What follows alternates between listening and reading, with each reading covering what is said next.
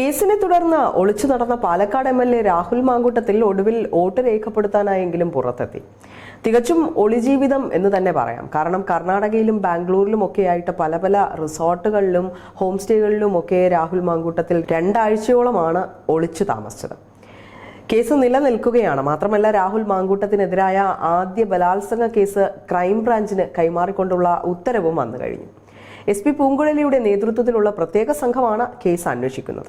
കൊല്ലം crime branch DYSP ഷാനിയാണ് അന്വേഷണ ഉദ്യോഗസ്ഥ. അതേസമയം തന്നെ രാഹുൽ മാങ്കൂട്ടത്തിലിനെ നിരീക്ഷണത്തിലാക്കാൻ പോലീസിന് സർക്കാരിൽ നിന്നും നിർദ്ദേശവും ലഭിച്ചിരിക്കുകയാണ്.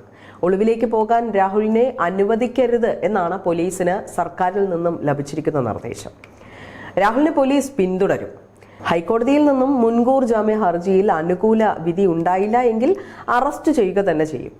രാഹുലിനെതിരായ ആദ്യ ബലാത്സംഗ കേസിൽ ഹൈക്കോടതിയിൽ നിന്നും അനുകൂല വിധിയാണ് പ്രോസിക്യൂഷൻ പ്രതീക്ഷിക്കുന്നത്.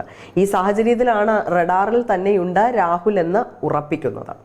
പാലക്കാട് നിന്നും രാഹുൽ മാറുമെന്ന സൂചന ലഭിച്ചിട്ടുണ്ട്. ഇത് വീണ്ടും ഒളിവിൽ പോകാനുള്ള ശ്രമമായാണ് പോലീസ് വിലയിരുത്തുന്നത്. അതുകൊണ്ട് തന്നെ കർശന നിരീക്ഷണമാണ് പോലീസ് ഒരുക്കുന്നത്. ആദ്യ ബലാത്സംഗ പരാതി വന്നതോടുകൂടി രാഹുൽ ഒളിവിൽ പോവുകയായിരുന്നു. രണ്ടാമത്തെ ബലാത്സംഗ കേസിൽ തിരുവനന്തപുരം സെഷൻസ് കോടതി ജാമ്യവും നൽകിയതാണ്. ഈ ജാമ്യവും ഹൈക്കോടതിയിൽ പ്രോസിക്യൂഷൻ ചോദ്യം ചെയ്തിട്ടുണ്ട്. ആദ്യ ബലാത്സംഗ കേസിൽ അറസ്റ്റ് തടഞ്ഞ് ഹൈക്കോടതി ഉത്തരവും ഉണ്ടായിരുന്നു. ഈ സാഹചര്യത്തിലാണ് വോട്ട് ചെയ്യാൻ രാഹുൽ എത്തിയത്. എവിടെയായിരുന്നു രാഹുൽ മാങ്കൂട്ടത്തിൽ കഴിഞ്ഞ ദിവസം വൈകുന്നേരം വരെ എന്ന് ആർക്കും അറിവുണ്ടായിരുന്നില്ല. 15 മിനിറ്റ് മുൻപായിരുന്നു MLA ഓഫീസിൽ തന്നെ വിവരം ലഭിച്ചത്. വരും, വോട്ട് ചെയ്യുമെന്ന് സൂചന ലഭിച്ചുവെന്ന് മാത്രം. പോലീസും വിവരങ്ങൾ അറിഞ്ഞിരുന്നു, സുരക്ഷയൊരുക്കിയിരുന്നു. കഴിഞ്ഞ ദിവസം രാത്രി രാഹുൽ വീട്ടിൽ നിന്നും പുറത്തിറങ്ങിയിരുന്നു. എന്നാൽ രാഹുൽ പോയത് അടൂരിലേക്കായിരുന്നു. ഒരു മാധ്യമത്തിനും യാത്രാ വഴി കണ്ടെത്താനും കഴിഞ്ഞിരുന്നില്ല. പുലർച്ചെയോടെ വീട്ടിലെത്തുകയും അമ്മയെ കാണുകയും ചെയ്തു. അമ്മയെ നേരത്തെ അറിയിച്ചിട്ടാണ് മാങ്കൂട്ടത്തിൽ വീട്ടിലേക്ക് യാത്ര തുടങ്ങിയത് എന്നാണ് സൂചനകൾ. രാഹുൽ കഴിഞ്ഞ ദിവസം രാത്രി തൃശൂർ ഭാഗത്തേക്ക് പോയിരുന്നു. മാധ്യമങ്ങളും പോലീസും പിറകെയുണ്ടെന്ന് മനസ്സിലാക്കി ഈ ശ്രമം ഉപേക്ഷിച്ചു എന്നായിരുന്നു റിപ്പോർട്ട്. അതിനുശേഷം വീട്ടിലോ ഓഫീസിലോ വന്നിട്ടില്ല. മാത്തൂർ വഴി പാലക്കാട് രാഹുൽ എത്തിയെന്നും വിലയിരുത്തലെത്തി. എന്നാലും ആരും അറിയാതെ രാഹുൽ എത്തിയത് അടൂരിലായിരുന്നു. കഴിഞ്ഞ ദിവസം ബാംഗ്ലൂരിൽ നിന്ന് കോയമ്പത്തൂർ വഴി അവിടെ നിന്ന് പാലക്കാട് സുഹൃത്തിന്റെ വീട്ടിലെത്തിയെന്നാണ് ലഭിക്കുന്ന വിവരം. MLAയുടെ വാഹനം അവിടെ നിന്ന് വരുത്തി വോട്ട് ചെയ്യാനെത്തി.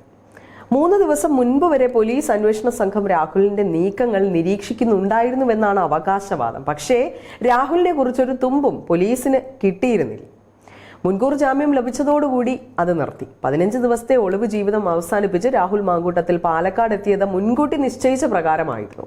വോട്ട് ചെയ്യാൻ എത്തുമെന്ന് പാലക്കാട്ടെ രാഹുലിന്റെ സുഹൃത്തുക്കൾക്ക് കഴിഞ്ഞ ദിവസം തന്നെ വിവരം ലഭിച്ചിരുന്നു.